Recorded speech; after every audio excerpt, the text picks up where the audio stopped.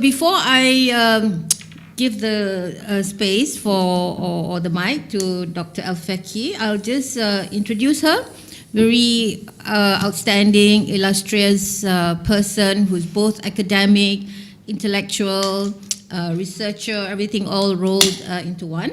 So Dr. Al-Faqih is the author of the award-winning book, Sex and the Citadel, Intimate Life in a Changing Arab World, a study of the intersection of sexuality, politics, religion, and economics across the Middle East and North Africa. So it's a wide area that she's covering. She's also a senior fellow with Permundo and co-principal investigator of the International Men and Gender Equality Survey, which also covers the continent, the Middle East and North Africa. So this is a groundbreaking study of men, masculinities and gender roles in Egypt, Lebanon, Morocco, and Palestine. Shireen is also a professor of global practice at the Munk School of Global Affairs at the University of Toronto, as well as an associate fellow of Chatham House and a TED Global Fellow. While Shireen trained as she's also very impressive because she's actually started her education and career as a scientist. She's trained as a molecular immunologist, and she has an MPhil and a PhD from the University of Cambridge. But most of her career had been spent in advocacy on sexual and gender rights. And as a former healthcare correspondent of The Economist, presenter with Al Jazeera, and former vice chair of the UN's Global Commission on HIV and the Law. So as you have heard, very impressive credentials that Dr. Al-Faqih has. So I'm very proud to introduce her, and without wasting any more time, I will now give the floor to Dr. Al-Faqih. Thank you very much. Thank you. Thank you, Mazda. So, sorry, you read out my list of jobs. It makes it sound like I can't keep down a piece of work, a job for any long time. So thank you for going through the whole CV for me. I've had a varied career, and the last time I was here at MIE, I was talking about my book, Sex and the Citadel. So having started on one taboo in the Arab region, sexuality, I've moved on to another great mystery, which is men. And I say that because it's one of the paradoxes in the Arab region that men are the pillars of our patriarchies, public and private life, but we actually know very little about what happens in their personal lives and their private lives. And that's because gender, as defined in the Arab region, has distinctly female features. It's women and girls, and the programming and the policies and the research is focused on them. And that's absolutely as it should be, because women and girls are on the receiving end of regulation and control, whether it's at the level of law or in communities or in their families. But if we're going to achieve fundamental human rights in the Arab region, and we have a long way to go, we have to be talking not just about women's rights, but also what's happening to men. And there is the impression that because we have these patriarchies, men are at the top of the pyramid and life is fantastic. And it is for a minority. But for the vast majority of men who are down below, there are tremendous pressures, but they don't have the fora or the support that women and girls have.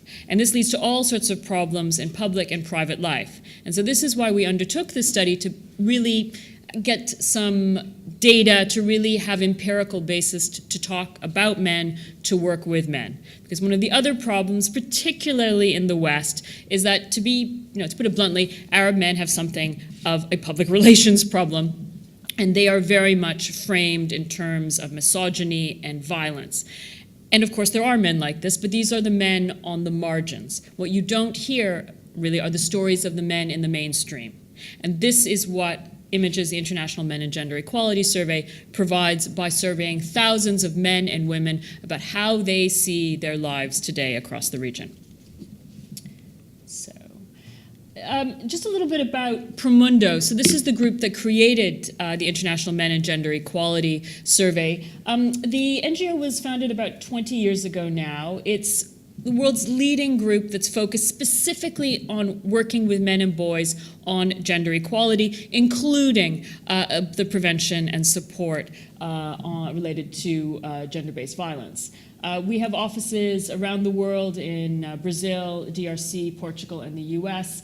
And our work really focuses on a number of axes. One is looking at doing research to inform advocacy and change policies and programs. We do a lot of community programming on the ground. We have community projects engaging men and boys on these issues in about 20 countries. So it's a varied portfolio, and we do a lot of international advocacy, both in international fora and also at national and local levels. So a little bit about the study. The International Men and Gender Equality Survey was created about 10 years ago by Permundo and the International Center for Research on Women. It really is the gold standard in understanding what's up with men, how they see their lives in public and private spaces. It is a household survey and also companion qualitative research. And to date, the study has been conducted in more than 25 countries and has interviewed more than 60,000 men and women on how they see the changing masculinities and femininities. In the Arab survey, which I led, so we went to 4 countries, Egypt, Morocco, Lebanon, and Palestine. We interviewed at least 2,400 respondents in each country. And one of the interesting aspects when we started this is that we were told, we work with local research partners. So we are trying to build capacity amongst local academics and civil society and working with men and boys. Lots of experience in engaging with women and girls, not so much looking at the other side of gender. So one of the things we were told by our local partners is that, oh, we don't think that really men are going to talk. We think it's going to be very difficult for them to respond to the survey. But at the end, to everyone's surprise, our problem wasn't getting men to talk, it was getting them to stop talking. Because you'll see in Palestine, for example, we had 100% of respondents participate in the survey. So there is this tremendous desire amongst men to talk about what's going on in their lives. And also there's a very keen interest amongst women to also talk about what's happening with the men in their lives. And that's actually not unique to the Arab region at all. Sorry, moving ahead.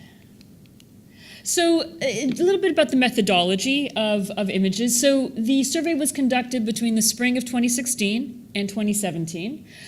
The questionnaire, so we have a standard questionnaire which has been used across Latin America, Sub-Saharan Africa, and parts of Eastern Europe. For the Arab region, we had to do tremendous adaptation of it.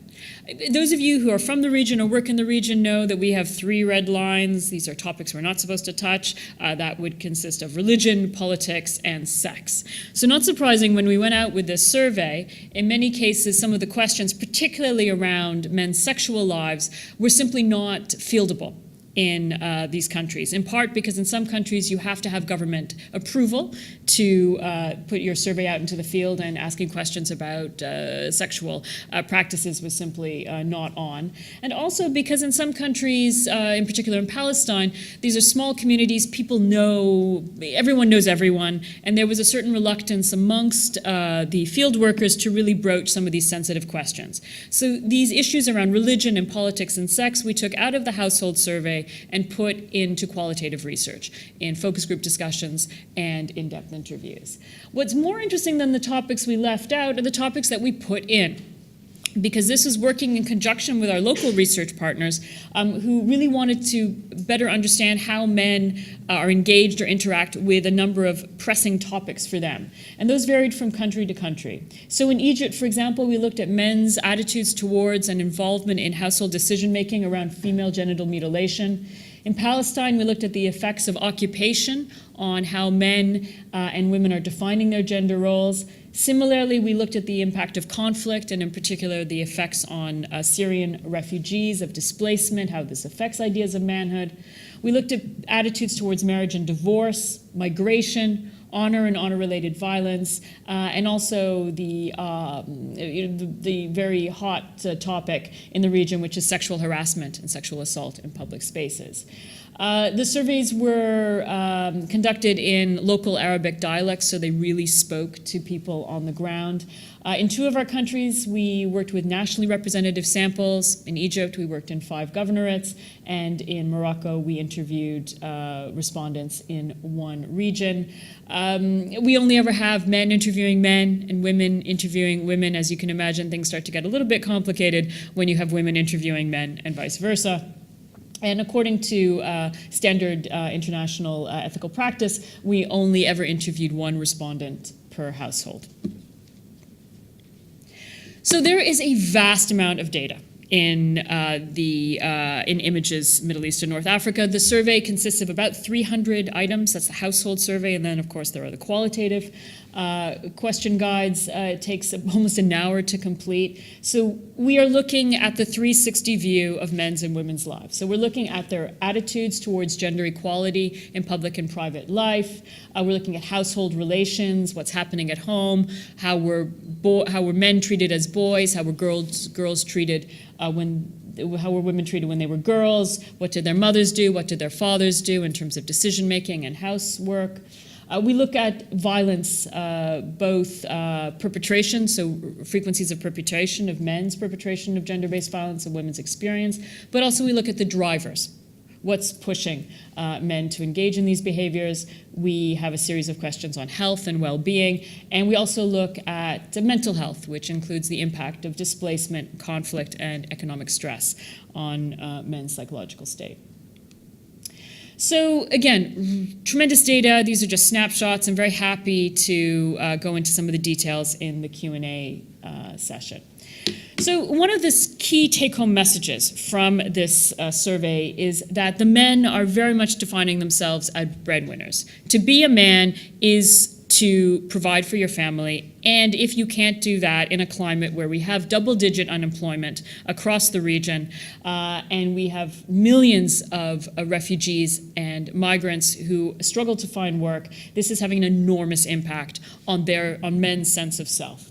And it's not just men who define themselves this way, it's women who define men this way.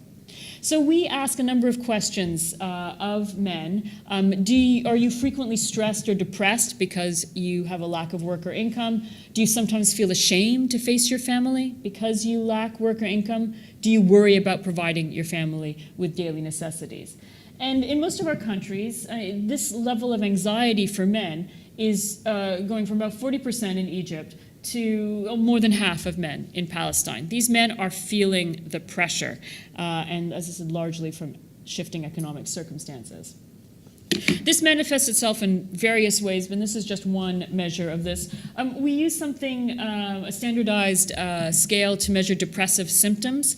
And according to the scale, in dark blue are men, in light blue are women. About a quarter of the men in our survey qualify as depressed, basically.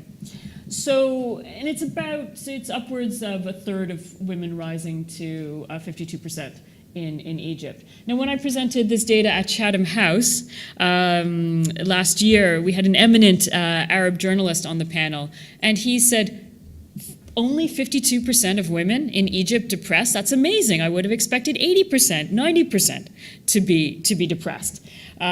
So to some people this is not shocking, but what is interesting in terms of the high rates of male depression is what's happening. When we ask them, who do you seek help from? No one is going to professional help. There's tremendous stigma in the Arab region around Western psychotherapy. But the women are largely talking to female relatives or female friends, but the men really aren't talking to anyone. So there's a lot of frustration, a lot of stress building up, and very few outlets for them. In each of the sections of this presentation, I'm going to do deep dives into individual countries. We ask these questions in all 4 countries, but I'm just going to show the data, snapshots from individual countries. So here in Lebanon, we talked to both Lebanese nationals and Syrian refugees. And if you see here, do you fear for your safety? Does your family fear for your safety? Do you worry about your family? And do you worry about the future of your family? Well, basically 100% of men, it's the column in red, are tremendously anxious about the future. Very, very high degrees of insecurity. And this is reflected in the qualitative research we did, which really adds nuance to the numbers. And this is a Syrian refugee, a man in Lebanon, who said, "A man who can't fulfill his role as a provider loses his value to society. People see us as weak and powerless. I'm seen as less of a man." And a woman, Syrian woman in Lebanon said, "I don't believe that there's a definition of what a man is anymore. I mean, I would have understood that back in Syria, but things have changed, and women work now, and they take responsibility. Men started to rely on women, actually. We are now the backbone of the family." So this may sound like quite a positive quote, but actually when you go into these communities, these refugee communities, you do see that the men who no longer can fulfill this masculine role of providing for the family, we see escalating rates of domestic violence within these families because the men are taking it out, basically, taking out their frustration on other family members. And also we're seeing rising rates of divorce, for instance. There's a lot of instability that is being catalyzed by this economic insecurity. So when we look at men's attitudes towards gender equality, men's and women's attitudes towards gender equality in public and private lives, there's some very interesting and seemingly at times contradictory findings. So I'll take you through a couple of them. So over here on the left, we asked, the idea that men and women are equal is not part of our traditions and culture. Well, basically about half or more of men and also high proportions of women think that gender equality is just an alien notion to the Arab region. So that, for those of us who are working to promote gender equality, is a troublesome finding. But on the right, we asked, do more rights for women mean that men lose out? And basically, the majority of men don't believe that. They do not believe that gender equality, more rights for women, is a zero-sum game. So I showed this data because, again, you can look at the state of gender equality and women's rights either as a glass, half to three-quarters empty, or you can see it as a quarter to a half full.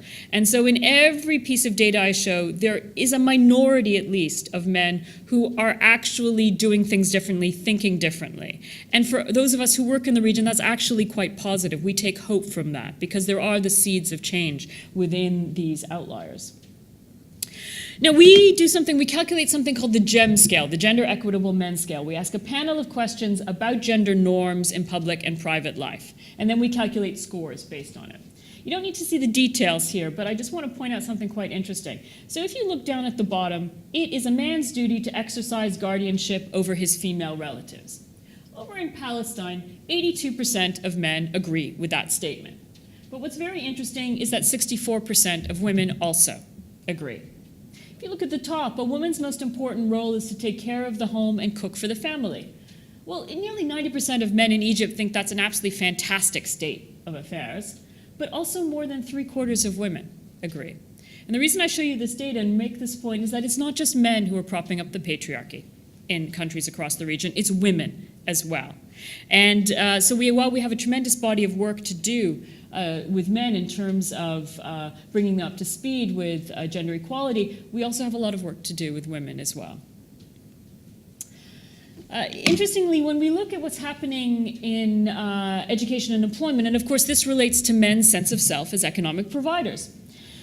So on the left here, if resources are scarce, it's more important to educate sons than daughters. Well, majority of men in our survey simply disagree with that. They put priority on educating their daughters, and that's reflected now in the very high rates of female education that we have in the region.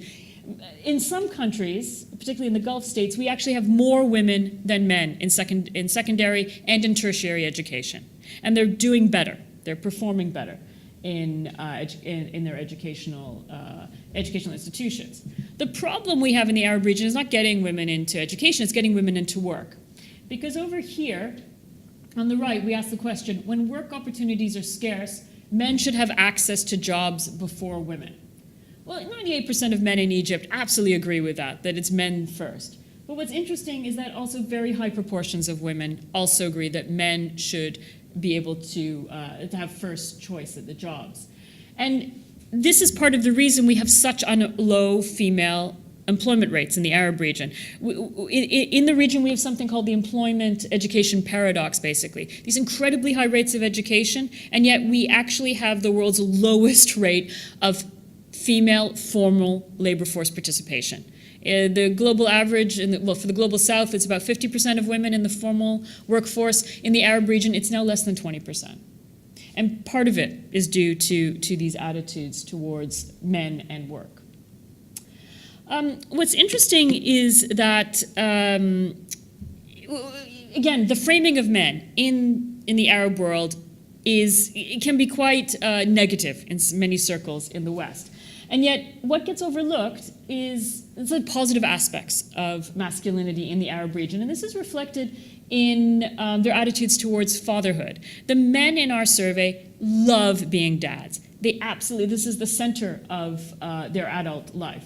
And so we ask the question, do you think that childcare and domestic work is shameful for men? This is in light blue. And across the board, I mean, it's a third or less of men who actually believe that. So they have no problem, actually, with the idea of men getting involved in raising kids. Did you take time off work at the birth of your youngest child? That's in yellow. For a place with high unemployment rates, it's surprising the frequencies of men who actually took, in this case, unpaid paternity leave, rising to 50% in Palestine. But what's most interesting is do you support paid paternity leave? And that's up to 80% of men would like to get up to 2 weeks paid leave to spend time with their newborns. And for us, this is a very positive finding because around the world where we have done this survey and where we do programming, we translate the data into action, we find that one of the most constructive ways to engage men in changing their attitudes about gender equality is actually through fatherhood and through training them as young fathers. So the fact that they're already interested in being fathers and good fathers is a really important and useful way forward into working with them on broader questions of gender equality. Just generally, in terms of which men and women have more open attitudes towards gender equality in the 4 countries, not surprisingly, it's more educated individuals in urban settings who are wealthier. Interestingly, history matters. The men and women who saw their fathers being more involved in the house when they were young and sharing decision-making with their mothers are more likely to have more open attitudes towards gender equality. Not a surprise there. Similarly, the men and women with more educated mothers were also more open on gender equality. And what's very interesting and really key for our region is that younger women were much more progressive on gender equality than their mothers and grandmothers. But younger men were not. Younger men were as or more conservative than their fathers and grandfathers.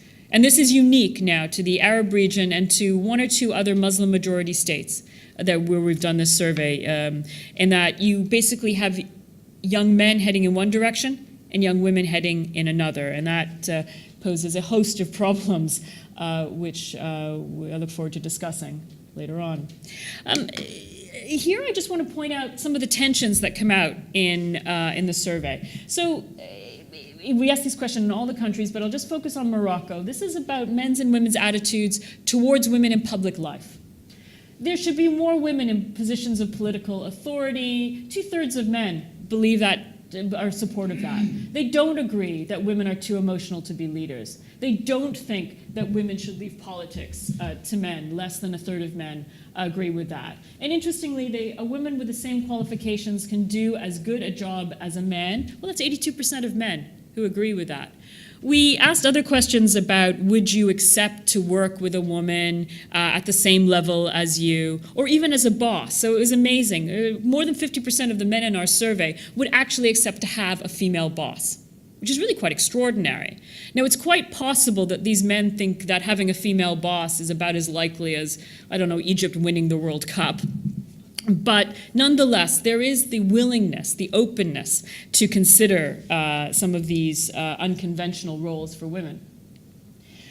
But this acceptance of gender equality in public life has very different meaning in private life. And I'm going to focus on Morocco because Morocco in particular, since 2004 and the change to their family code, has seen waves of pro-women's rights legislation. But what happens on law in the books and how laws in the books translate into private life are 2 different things. And this is a quote from a man in his 20s. He's a student in Morocco, and he says that, to be honest, it's rare to find a real man. The man has lost his masculinity with all these new laws that give more advantage and freedom to women. So the men are feeling the heat. They think that these laws, which basically, to their minds, demonize men, paint them as the villains, are really diminishing their authority and privilege. On the other hand, the women have a different message, and the women all very often said, look, what does it matter? Great, we have these laws, so it allows me to go out to work, and if I can get a job, terrific. So I work all day, and then I come home, and I work all night, doing the housework, because my husband still has very conventional attitudes of what is the rightful role of women and men in private life. And this is reflected in a woman. She's 30 years old, she's a teacher in Morocco, and she said, honestly, the rhetoric on the rights of women, nothing like that exists. It's only talk. In Moroccan families and households, we still live by tradition. We have a culture that can't be remade in a moment. Even if a woman is educated with a position, she worships the idea of masculinity and gravitates towards serving the man. So, in a very large panel of large section of the survey, we look at how all these attitudes and practices translate into gender-based violence and control in private life. And whereas there's a lot of focus on men as perpetrators of gender-based violence, it's important to keep in mind that men and boys are also victims of such violence. And this is a set of findings which is looking at the percentage of respondents who experienced at least one of three kinds of physical violence at home before the age of 18. And it's really quite extraordinary. It's more than half of men in dark blue who have been beaten or physically punished at home. And when we looked at violence in schools, up to 80% or more of men in the 4 countries had been physically punished by a teacher. And this history of violence has really profound implications in later life, because men who have experienced violence or who have witnessed violence at home are more likely to go on to be violent in their domestic relations, more likely to engage in intimate partner violence. Here we looked at spousal control. So we asked questions of men and women. Who decides, for the wife, who decides whether she can go out, what she can wear, who she sees, and when the couple has sexual relations? And basically, 100% of the men said that they control everything all the time. And what's interesting is that in this case, the women also agreed in this terms of sort of control of women's personal ambit and personal autonomy. But when we looked at household decision-making, so who decides about large purchases in the home, whether the kids are getting married, children's schooling, the men also said, us. We decide everything all the time. And the women, interestingly, said, not quite like that. We actually make a lot of the decisions ourselves, and then we make it appear as if our husbands have made the decisions in the house. So there is a lot of positioning and posturing going on in households, but suffice it to say there is a very high degree of spousal control exerted by men. How this connects into intimate partner violence. So here we ask panels of questions about different types of physical, emotional, economic, and sexual violence. And the terminology that's generally used for this is intimate partner, but in the Arab region this is spousal, because we were only allowed to ask these questions of married men and women. But just some snapshots here. If you look at physical violence, these are very high rates. So in Egypt, 45% of men said that they had ever been physically violent towards their wives, and 44% of women had experienced the same. And these are rates that we see in conflict-afflicted countries in Central Africa, for example.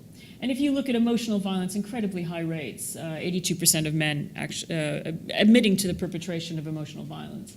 And I need to point out that this is the very first time in the Arab region that questions have been asked of men about this sort of violence. We now have quite a number of national surveys in our countries that are looking at women's experience of gender-based violence, because it's a very hot topic across the region. But as I said, this is the first time that men have been asked about their experience of perpetration. In terms of which men are engaging in intimate partner violence, as I mentioned, history makes a difference. So if you saw this violence, your mother being beaten, you're more likely to go on to do the same. These are men, not surprisingly, who have more closed attitudes towards gender equality. They're less educated, and they're also the poorer men in our sample. Sexual harassment, as you may know, in the wake of the Arab Spring, the events of Tahrir Square, the tragic cases of gang rape, sexual harassment has become a hot topic across the Arab world. And here we look at men's perpetration of various types of sexual harassment, sexual assault in public space, and women's experience. And again, it's very high. Egypt, 65% of men say that they have ever engaged in various types of sexual harassment of women, and 60% of women experience the same, and also very high rates in Morocco. And in terms of who is doing, which men are sexual harassing women, again, not surprising, it's the ones who have either seen or experienced domestic violence. Younger men, not a surprise. Now, it's interesting, men with more education. So this was unexpected. And in fact, it's men with secondary education who are more likely to go on to engage in sexual harassment than their less educated or more educated peers. And just a snapshot of what all these numbers mean in personal experience in real life. This is a woman, she's 27 years old in Cairo, and she said, my husband beat me. When I complained to his family, they said, oh, what do you expect? Do you want him to take out his frustration on people in the street or in his home? You should tolerate your husband. I stayed 3 months with my mother until my husband realized his mistake and understood that by beating me, he had lost his wife and children. But even then, when his mother came to visit, she tried to convince him that I was wrong. She expects me to be a sponge that soaks up his anger and frustration. So a few sort of overarching themes from this survey. What we call men at work. Again, the centrality of breadwinning to men's sense of self, and what happens when men cannot realize this hallmark of manhood. Like father, like son, the importance of fatherhood in shaping men's attitudes towards gender equality. So I've talked a lot about the dark side of that, the experience, men's experience of violence as children, or witnessing violence as children, but there's also a positive element in that the men who saw their fathers engaging in more equitable practices at home are more likely to do the same when they themselves become husbands and fathers. The fairer sex, again, it's interesting that women, as I said, prop up the patriarchy, and they often have as or more conservative attitudes than men, particularly as they relate to regulation of their own sexuality. So to give you one example, when we looked at sexual harassment, we also asked questions about which women deserve to be harassed. You know, women who are out late at night, women who are out on their own. And it's very interesting that in Egypt, about 3/4 of men thought that a woman who is provocatively dressed, however described, deserves to be harassed. But 87% of women agreed with that as well. So there is a lot of conservative attitudes, particularly related to sexuality. We talked about the youth gap and the fact that younger men are as or more conservative than their older generations, but the young women are more open. The gap between attitudes and actions. So, as I said, there is this minority of men who are doing things differently. But when we talk to them, what we find is that they're not making some grand ideological stand on gender equality. Really, it's circumstances, whether they're refugees or men who can't find work, for example, in Egypt. They're the ones who are looking after the kids, taking care of the home. It's circumstances that have forced them into this position. But our struggle or our challenge as development practitioners is, when the circumstances change, how do you make those practices stick? So there is a challenge there. It's very interesting, the public versus private divide. So I talked a little bit about how these laws on gender equality, fantastic in theory, but in practice they're not translating into private life.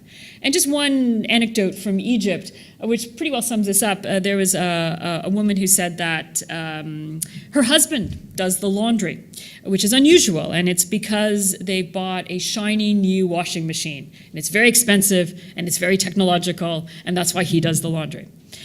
But he never dries the laundry, never hangs it up to dry, because the machine doesn't dry, he has to hang it out on the line. The line is on the balcony, and the balcony is in view of all the neighbors. So he's fine doing things in private, but he doesn't want to be seen to be doing this in public. And that is a huge challenge for us, because we do need role models. We do need men to speak out and say, it's okay to be a different sort of man. But that is a challenge for us moving forward. And then finally, a lot of men and women in our survey, they talked about a crisis of masculinity. But really, we see it more as a crossroads. There's a recognition that the old ways of being a man and a woman simply don't apply anymore. But people are very much struggling to find a way forward. And I just want to play a video for you. So the research we do at Permundo, the findings are very interesting, but we don't do it just for the academic interest. It's to inform policies and programming. And so on the basis of our research, this is a video which was broadcast across Egypt and was picked up by, we're talking about a public champion, Mohamed Salah. He's a well-known footballer. And then he tweeted it out to the world. So now we have quite a lot of young football fans who think actually being a different, a caring, sharing sort of man might actually be a cool thing to do and might actually get you to the World Cup. So if we could just play the video. لأني راجل بخرج براحتي. لأني راجل بعمل اللي أنا عايزه. لأني راجل بخاف عليه من الشارع. خليه قاعدة في البيت طبعا. شغل البيت مسؤولية الست. ما هي طول النهار قاعدة. الراجل يتعب في شغله. وهي اللي هيشغلها. هي تربي العيال. أنا بجيب فلوس لأن الراجل. أنا بربي الواد كده عشان يطلع لأبوه لأن أبوه راجل. مفيش بنت تلعب رياضة. أنا أهلي ربوني على كده. لأني راجل قررت أكسر الدايرة دي.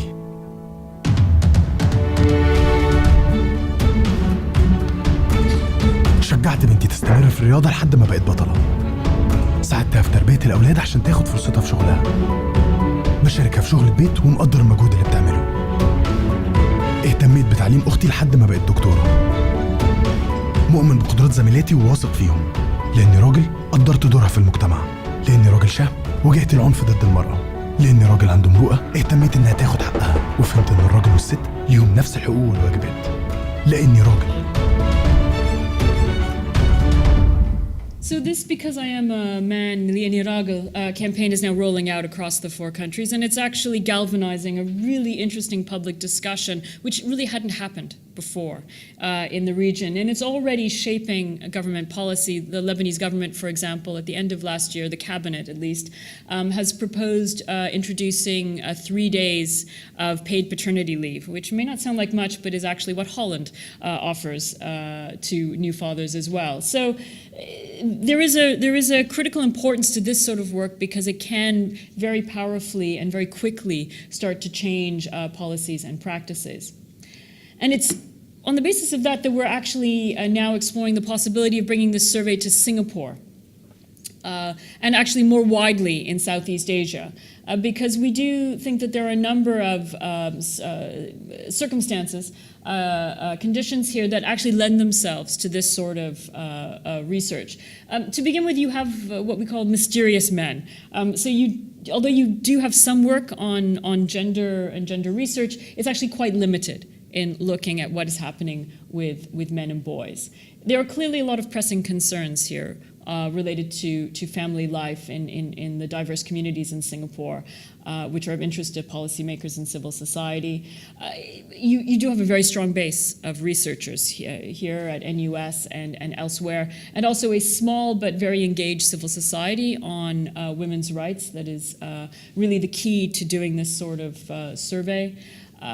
We're interested in doing a regional approach, so positioning Images Singapore in the broader context of Southeast Asia, because as we found in the Arab region, this actually promotes cross-border exchange of ideas and solutions to tackle common problems.